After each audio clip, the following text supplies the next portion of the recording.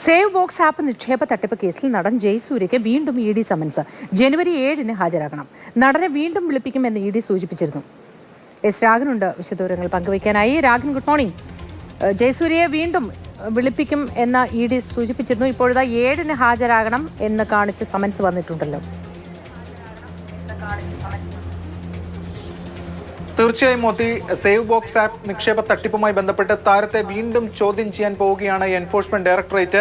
7-ന് ഹാജരാകാൻ നിർദ്ദേശം നൽകിയിട്ടുണ്ട്. ഇതിൽ ഏറ്റവും പ്രധാനപ്പെട്ട കാര്യം, കഴിഞ്ഞ ദിവസം തന്നെ നമ്മൾ റിപ്പോർട്ട് ചെയ്തിരുന്നു, ജയസൂര്യയ്ക്ക് വിനയാകുന്നത് ഈ ബ്രാൻഡ് അംബാസഡർ കരാറാണ്. അത്തരത്തിലൊരു കരാർ ഉണ്ടായിരുന്നെന്ന് ഇ ഡി സ്ഥിരീകരിക്കുന്നു. അതിന്റെ ഭാഗമായി ജയസൂര്യയ്ക്ക് പണം വന്നിട്ടുണ്ട്. ജയസൂര്യ സ്വാഭാവികമായിട്ടും അത് പ്രതിഫലം എന്ന നിലയിൽ തന്നെയാണ് കാണുകയും ചെയ്യുന്നത്. മാത്രമല്ല, അത് പൂർണ്ണമായും കിട്ടിയിട്ടില്ല എന്നതടക്കമുള്ള കാര്യങ്ങൾ മൊഴിയായി നൽകുകയും ചെയ്തിട്ടുണ്ട്.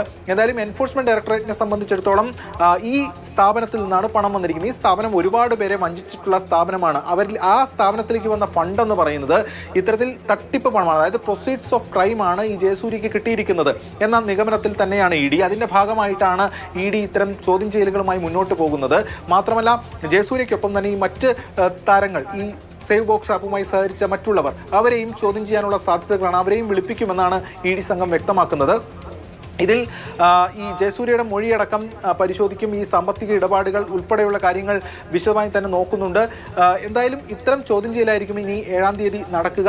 ആ കൂടുതൽ അന്വേഷണത്തിന് ശേഷം ഈ വാങ്ങിച്ച പണം അല്ലെങ്കിൽ കിട്ടിയ പണം അത് കണ്ടുകെട്ടുന്ന അടക്കമുള്ള നടപടിക്രമങ്ങളിലേക്കും എൻഫോഴ്സ്മെന്റ് ഡയറക്ടറേറ്റ് കടക്കും. എന്തായാലും ഈ സ്വാത്തിക് റഹീം, ഈ സേവ് ബോക്സിന്റെ ഉടമ സ്വാത്തിക് റഹീമുമായി ജയസൂര്യക്ക് മറ്റെന്തെങ്കിലും ഇടപാടുകൾ ഉണ്ടോ എന്നും അന്വേഷണം നടക്കുന്നുണ്ട് ഈ എൻഫോഴ്സ്മെന്റ് ഡയറക്ടറേറ്റ് സംഘം. എന്തായാലും കൂടുതൽ പരിശോധനകളിലേക്കും കാര്യങ്ങളിലേക്കും പോവുകയാണ്.